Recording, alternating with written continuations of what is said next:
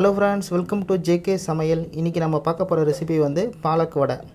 இப்போ இந்த பாலக் வடை செய்யிறதுக்கு உளுத்தம் பருப்பு வந்து நான் ஒரு 200 கிராம் எடுத்து 3 hours ஊற வச்சு வச்சிருக்கேன். இப்போ அந்த ஊற வச்சு வச்சிருக்க உளுத்தம் பருப்பை மிக்ஸி ஜார்ல சேர்த்து கொரகொரப்பா அரைச்சு எடுத்துக்கலாம். இப்போ மிக்ஸி ஜார்ல சேர்த்திருக்கேன். இது கூட கொஞ்சமா தண்ணி சேர்த்துக்குங்க. இப்போ இது நல்லா மைய அரைக்க தேவையில்ல, கொஞ்சம் கொரகொரப்பாவே மசாலா வடைக்கு நம்ம எப்படி அரைப்போமோ அந்த பதத்துக்கு அரைச்சு எடுத்துக்கலாம். இப்போ அரைச்சு வச்சிருக்க இந்த உளுத்தம் பருப்புல வந்து ஒரு வெங்காயம் சின்ன சின்னதாக கட் பண்ணி வச்சுருக்கேன். இப்போ அதையும் இதில் சேர்த்துடலாம். இது கூட 1 டீஸ்பூன் அளவுக்கு புதினா இலை கொஞ்சமாக சேர்த்துக்குங்க, 1 டீஸ்பூன் அளவுக்கு தான். அடுத்தது 2 பச்சை மிளகாய் சின்ன சின்னதாக கட் பண்ணி வச்சுருக்கேன், அதையும் சேர்த்துருங்க. 1 டீஸ்பூன் சோம்பு. அடுத்தது இஞ்சி வந்து 1 டீஸ்பூன், அதுவும் சின்னதாக கட் பண்ணி வச்சுருக்கேன், அதையும் இதில் சேர்த்துருங்க.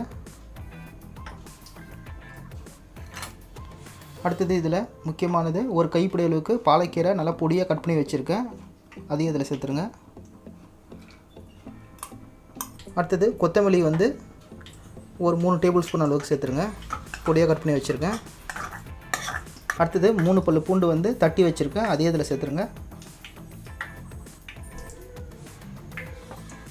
இப்போ தேவையான அளவுக்கு சால்ட்டு சேர்த்துக்கலாம். நான் 1 டீஸ்பூன் முதல்ல சேர்த்துக்கிறேன். இப்போ வந்து பாலக் வடைக்கு தேவையான எல்லா பொருளையுமே வந்து நம்ம அரைச்சி வச்சுருக்க உளுத்தம் பருப்பில் சேர்த்துட்டோம். இப்போ வந்து இதை நல்லா நம்ம மிக்ஸ் பண்ணிடலாம்.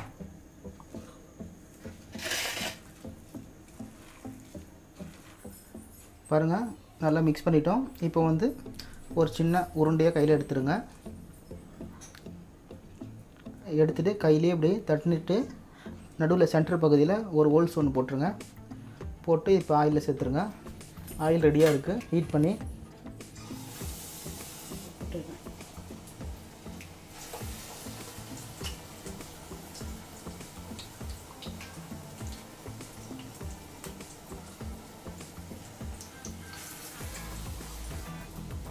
இப்போ ஸ்டவ் வந்து மீடியமான தீயில் வச்சுக்கோங்க. ஒரு பக்கம் நல்லா பொன்னிறமாக ஆனதுக்கப்புறம் இன்னொரு பக்கமும் திருப்பி போடுங்க. ஏதோ ஆயிலில் போட்டு குறைஞ்சது ஒரு 2 நிமிஷத்துக்கு அப்புறம் இன்னொரு பக்கம் திருப்பி போடுங்க, உடனே திருப்பிடாதீங்க. பாருங்கள், இந்த கலர் வந்த பிறகு ஆயிலேருந்து வடை எடுத்துருங்க. அவ்வளோதாங்க, சுவையான பாலக் வடை ரெடி ஆகிடுச்சு. நீங்களும் இதே மாதிரி ட்ரை பண்ணி பாருங்கள், டேஸ்ட் நல்லாயிருக்கும். கீரை பிடிக்காத குழந்தைங்களுக்கு கூட இந்த மாதிரி பாலக்கீரையில் வடை செஞ்சு கொடுத்தா குழந்தைங்கலேருந்து பெரியவங்க வர எல்லாருமே நல்லா விரும்பி சாப்பிடுவாங்க. அந்தளவுக்கு நல்லா டேஸ்ட்டான சத்தான வடை இது. இந்த ரெசிபி பிடிச்சிருந்தா இந்த ரெசிபியை லைக் பண்ணிவிட்டு ஷேர் பண்ணிவிடுங்க. அப்படியே நம்ம ஜேகே சமையல் சேனல் இதுவரைக்கும் நீங்கள் சப்ஸ்கிரைப் பண்ணாமல் இருந்தால் மறக்காமல் சப்ஸ்கிரைப் பண்ணிவிட்டு ஒரு பெல் பட்டன் ஆல் என்ற ஆப்ஷன் செட் பண்ணி வச்சுங்க. நம்மளோட ஒவ்வொரு அப்டேட்டையும் நீங்கள் மிஸ் பண்ணாமல் பார்க்கலாம். மீண்டும் அடுத்த சந்திக்கலாம். தேங்க்ஸ் ஃபார் வாட்சிங்.